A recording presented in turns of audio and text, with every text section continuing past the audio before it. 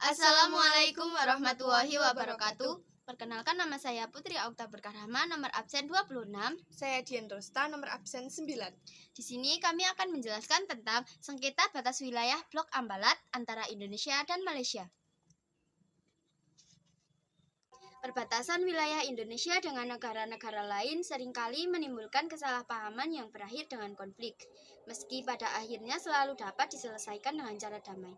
Karena itu, batas wilayah negara diatur berdasarkan regulasi Undang-Undang Dasar tahun 1945 dan Peraturan Menteri Dalam Negeri Nomor 76 Tahun 2012 tentang Pedoman Penegasan Batas Daerah.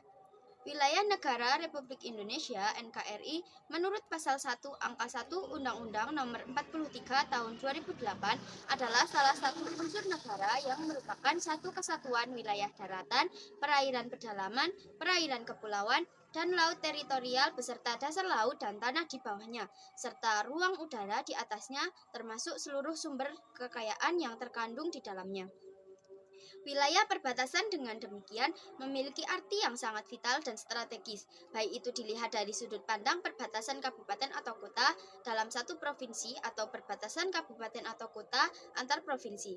Mengacu pada pasal 2 ayat 1 Permendagri nomor 76 tahun 2012, hal itu karena menyangkut pertahanan dan keamanan suatu negara, sosial ekonomi, dan budaya, sehingga untuk menciptakan tertib administrasi pemerintahan perlu memberikan kejelasan dan kepastian hukum terhadap batas wilayah suatu daerah. Dikenal sebagai negara kepulauan, Indonesia memiliki sekitar 17.500 pulau dengan luas 2/3 wilayahnya adalah lautan. Dari pulau-pulau itu terdapat sejumlah pulau terluar yang wilayahnya berbatasan langsung dengan negara tetangga. Karena itulah, sengketa batas wilayah sering terjadi, terutama yang paling intensif antara Indonesia dan Malaysia. Kedua negara ini seringkali berurusan dalam kasus sengketa wilayah meski selalu berakhir damai.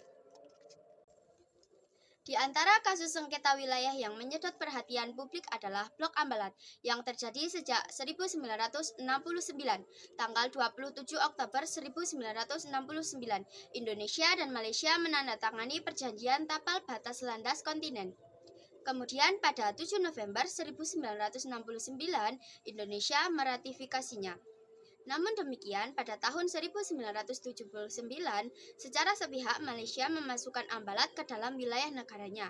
Akibat yang ditimbulkan, Malaysia memperoleh protes tidak hanya oleh Indonesia, tetapi juga oleh negara-negara lain seperti Inggris, Thailand, Cina, Filipina, Singapura, dan Vietnam. Tahun 1980, Indonesia secara tegas menyatakan protes terhadap pelanggaran itu. Klaim Malaysia tersebut oleh Indonesia dinilai merupakan keputusan politik dan sama sekali tidak mempunyai dasar hukum. Bagi Indonesia dan juga oleh negara-negara lain, garis batas yang ditentukan Malaysia keluar dari ketentuan Zona Ekonomi Eksklusif atau ZEE sejauh 200 mil laut. Apa motivasi Malaysia hendak mengklaim kepemilikan Blok Ambalat? Tentu saja karena potensi minyak bumi yang sangat besar di tempat itu.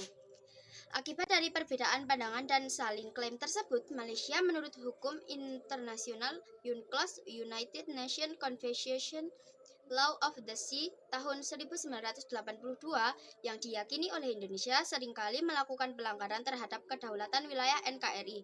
Pada 7 Januari 2005, kapal laut Malaysia KD Sri Melaka pernah dilaporkan dan terpantau melakukan pengejaran, bahkan melakukan penembakan terhadap kapal nelayan Indonesia KD Jaya Sakti 6005, KM Wahyu 2, KM Irwan di Laut Sulawesi. Berikutnya, pada 16 Februari 2005, Malaysia pernah mengumumkan kalau Blok ND 6 dan ND7 sebagai wilayah konsesi perminyakan baru yang dioperasikan oleh Petronas Carigali dan Shell. Padahal wilayah ini masih dekat dan menjadi bagian dari wilayah Ambalat, terutama Ambalat Timur. Berdasarkan data yang terkumpul hingga tahun 2012, terjadi sebanyak 475 kali pelanggaran yang dilakukan oleh Malaysia, baik dilakukannya di darat, laut, maupun di udara. Perinciannya sebagai berikut. Tahun 2005 ada 38 kali pelanggaran. Tahun 2006 ada 62 kali pelanggaran. Tahun 2007 ada 143 kali pelanggaran. Tahun 2008 ada 104 kali pelanggaran.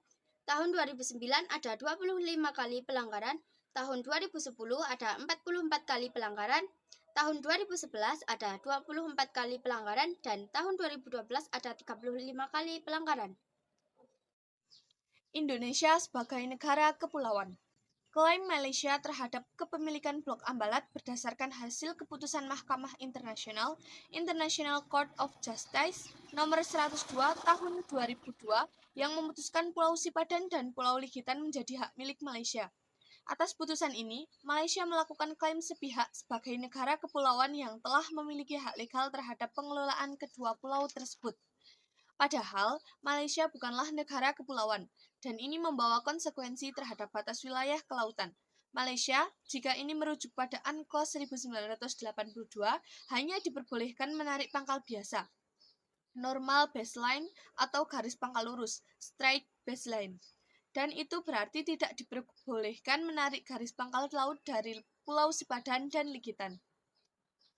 Indonesia tetap berpegang teguh pada UNCLOS 1982 yang menyebutkan bahwa landas kontinen dihitung sejauh 200 mil laut dari garis pangkalnya. UNCLOS 1982 pasal 76 dan 57. Selain itu, Indonesia telah lebih dahulu dikenal sebagai negara kepulauan, archipelagic state, melalui Deklarasi Juanda 1957 yang kemudian diperjuangkan untuk masuk ke dalam forum UNCLOS.